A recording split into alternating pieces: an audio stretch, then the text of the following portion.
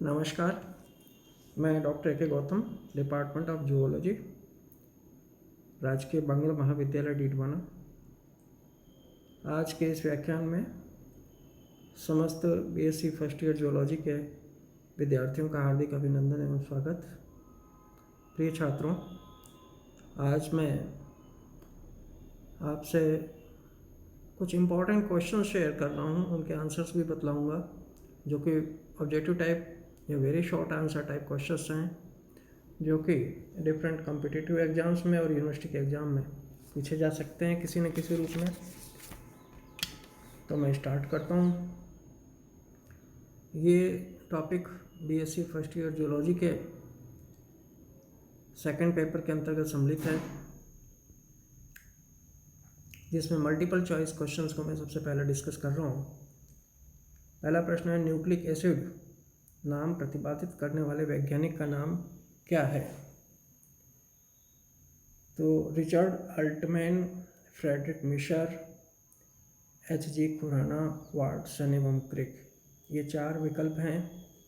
इनमें से nucleic acid नाम प्रतिपादित करने वाले वैज्ञानिक का नाम जो था वो रिचर्ड अल्टमैन था, असही है। दूसरा क्वेश्चन है, डीएनए का द्विरज्जुकीय मॉडल प्रस्तुत करने वाले वैज्ञानिक थे। डीएनए का डबल हेलिक्स मॉडल प्रस्तुत करने वाले वैज्ञानिक जो थे, उनका सही नाम H G. Khurana, P A. Levene, Watson and Crick, Franklin. इसमें सही आंसर वाटसन एंड क्रिक है। वो बी सही आंसर है, वाटसन एंड क्रिक। तीसरा क्वेश्चन है, राइबोज शर्करा में दूसरे कार्बन परमाणु पर H के स्थान पर समूह जुड़ा रहता है। H के स्थान पर जो समूह जुड़ा होता है वो होता है OH। तो यहाँ आपको विकल्प मिले हैं COR, CHO, COOH और OH।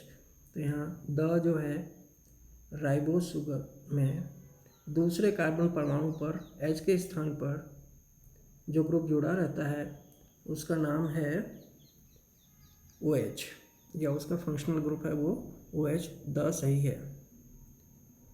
चौथा क्वेश्चन है, डीएनए सूत्र में दो नाइट्रोजनी क्षारकों के मध्य की दूरी होती है। डीएनए ग्रुप में दो नाइट्रोजनी क्षारकों के मध्य की दूरी जो होती है वो 7.4 एंगस्ट्रॉम, 2.4 एंगस्ट्रॉम, 3.4 और 4.4 एंगस्ट्रॉम। तो करेक्ट आंसर बी है, 3.4 एंगस्ट्रॉम। पांचवा क्वेश्चन है, डीएनए द्वारा स्वयं की प्रतिकृति बनाने की प्रक्रिया को कहते हैं। डीएनए द्वारा स्वयं की प्रतिकृति मतलब स्वयं की कॉपी बनाने वाली प्रक्रिया को क्या कहा जाता है? इसको कहते हैं रिप्लिकेशन। या देखिए यहाँ ट्रांसलेशन, ट्रांसक्रिप्शन, म्यूटेशन और रिप्लिकेशन चार आंसर्स हैं। इसमें से सबसे सही आंसर जो है रिप्लिकेशन है। Correct answer is replication. The DNA द्वारा स्वयं की प्रतिकृति बनाने की प्रतिक्रिया को क्या कहते हैं? रिप्लिकेशन कहते हैं। छठा क्वेश्चन है, बी डीएनए की लंबाई होती है। बी डीएनए की लंबाई होती है 34 एंगस्ट्रॉम। आंसर 34 एंगस्ट्रॉम, स 144 एंगस्ट्रॉम, ब 154 एंगस्ट्रॉम और द 64 एंगस्ट्रॉम। तो यहाँ जो करेक्ट आंसर है वो है 34 एंगस्ट्रॉम। सातवां क्वेश्चन है, जेड डीएनए के प्रत्येक घुमाव में क्षारक युग्म पाए जाते हैं। जेड डीएनए के प्रत्येक घुमाव में क्षारक युग्म पाए जाते हैं। इसमें जो विकल्प हैं A12, B16, C14 और द 24। सातवें में जो सही आंसर है वो 12 है, 12 करेक्ट आंसर है। आठवां क्वेश्चन है, डीएनए डुप्लेक्स में क्षार युग्म ज्ञात करने वाले वैज्ञानिक का नाम क्या है? डीएनए डुप्लेक्स में क्षार युग्मन ज्ञात करने वाले वैज्ञानिक का नाम क्या है? इसमें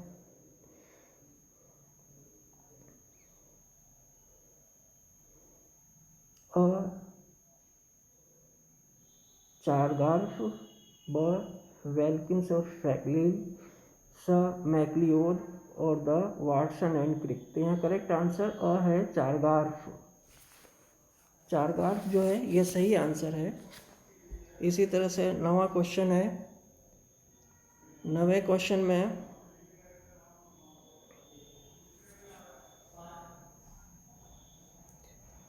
डीएनए की पुनरावृत्ति में न्यूक्लियोटाइड इकाइयाँ एंजाइम्स की उपस्थिति में जुड़ती हैं। डीएनए की पुनरावृत्ति में न्यूक्लियोटाइड यूनिट्स एंजाइम की उपस्थिति में जुड़ती हैं।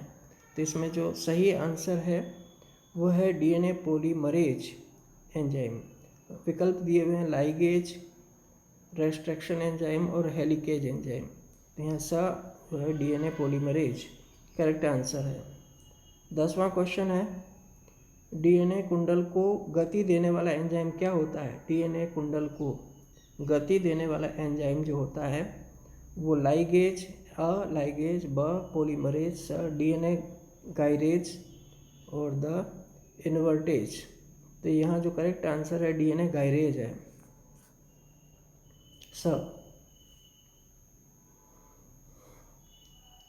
11वां क्वेश्चन है, आनुवांशिक आरएनए पाया जाता है, जेनेटिक आरएनए पाया जाता है। इसमें आनुवांशिक आरएनए पाया जाता है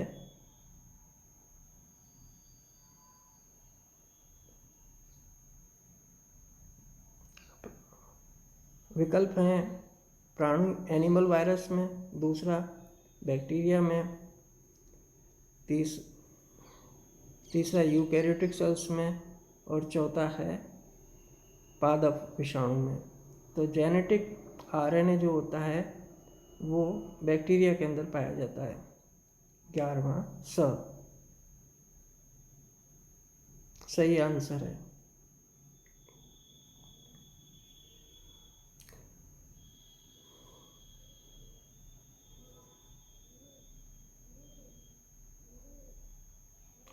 अब सही और गलत इसमें बताने हैं।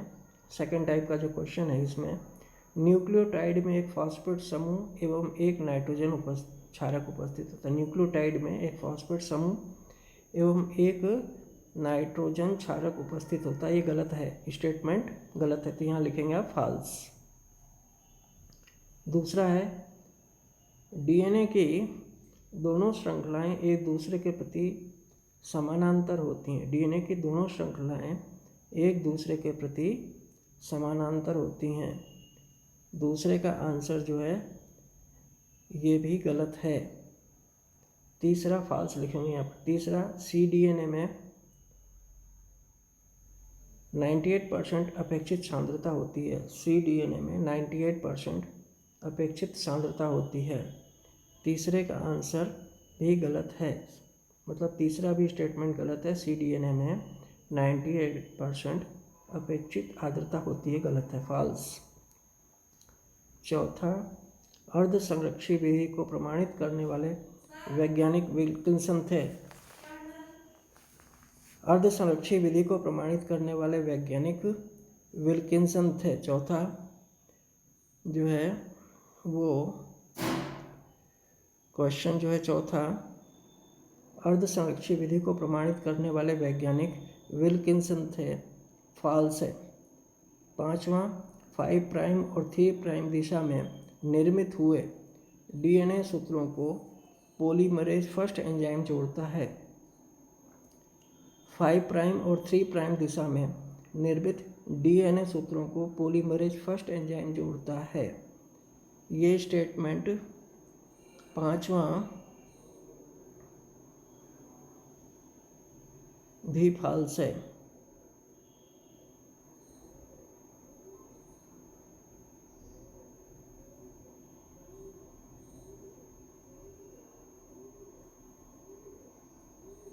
छठा है राइबोसोमल आरएनए स्थायी होता है, ये सही है, ये ट्रू है। राइबोसोमल आरएनए ट्रू है, स्थायी होता है। और सातवां है mRNA के जीवात जनन में पॉली ए पुच्छ पॉली ए टेल RNA के 5 सिरे पर स्थापित होती है। यहाँ देखिए प्रश्न पूछा है, मैसेंजर RNA के जीवात जनन में पॉली ए पुच्छ या पॉली ए टेल RNA के 5 प्राइम सिरे पर स्थापित होती है। ये भी फॉल्स है, गलत है। अब कुछ छोटे क्वेश्चंस हैं, जैसे DNA से अभिप्राय है, इसकी फुल फॉर्म लिखनी है डीऑक्सी राइबोन्यूक्लिक एसिड। DNA का फुल फॉर्म क्या है? Deoxy ribonucleic acid. अब दूसरा क्वेश्चन है, DNA सूत्र के कुंडलन खुलने पर इसे नेगेटिव सुपर कॉइलिंग कहते हैं। नेगेटिव सुपर कॉइलिंग के नाम से जाना जाता है, ये लिखना है यहाँ पर, फिर इन द ब्लैंक्स में नेगेटिव सुपर कॉइलिंग। तीसरा है, पॉलीन्यूक्लियोटाइड श्रृंखला के आंतरिक बंधों पर क्रिया करने वाले एंजाइम एंडोन्यूक्लिएज कहलाते हैं। यहाँ लिखना है एंडोन्यूक्लिएज। पॉलीन्यूक्लियोटाइड श्रृंखला के आंतरिक बंधों पर क्रिया करने वाले एंजाइम एंडोन्यूक्लिएज कहलाते हैं। चौथा है, DNA से mRNA के निर्माण को क्या कहते हैं? ट्रांसक्रिप्शन कहते हैं। ट्रांसक्रिप्शन, DNA से mRNA के निर्माण को ट्रांसक्रिप्शन कहते हैं, ये लिखना है यहाँ पर। पांचवा में, ने पिरिमिडीन एवं प्यूरिन की खोज कर नोबेल पुरस्कार प्राप्त किया। तो यहाँ नोबेल पुरस्कार प्राप्त करने वाले वैज्ञानिक का नाम लिखना है। तो वो वैज्ञानिक है कोसेल, उनका नाम लिखना है। इसी तरह से जैसा कि मैंने मेरे पूर्व लेक्चर्स में आपको समझाया है, इस पूरे टॉपिक को, इसमें आप न्यूक्लिक एसिड्स के ऊपर डिफरेंट बड़े क्वेश्चंस हैं, उनको हल करिएगा। न्यूक्लिक अम्ल कितने प्रकार के होते हैं, इनका सविस्तार वर्णन कीजिए। दूसरा, DNA में न्यूक्लियोटाइड की श्रृंखला का महत्व समझाइए। तीसरा, RNA व DNA में संरचनात्मक भेद बताइए। चौथा, निम्नलिखित पर टिप्पणी करिए, शॉर्ट नोट्स लिखने हैं। उनमें न्यूक्लियोटाइड है, न्यूक्लियोसाइड है, ऊर्जा वाहक संकर, DNA का द्विसंकरण, DNA की 3 सक्रिय विशेषताएं, एकल सूत्र बंधक प्रोटीन्स, A, B व Z प्रकार के DNA, इनके बारे में शॉर्ट नोट लिखना है। फिर न्यूक्लिक अम्ल जनन तंत्रों के सार होते हैं, संक्षेप में वर्णन करें। तो इस तरीके से सारी चीज़ें एक्सप्लेन करनी है। Thank you very much.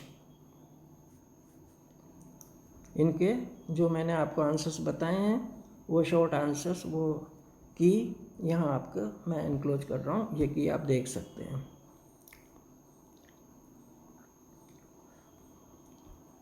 तो ये very short answer type questions जो मैंने आज आपको साथ शेयर किया है, इनको आप ध्यान से पढ़िए। Thank you very much again.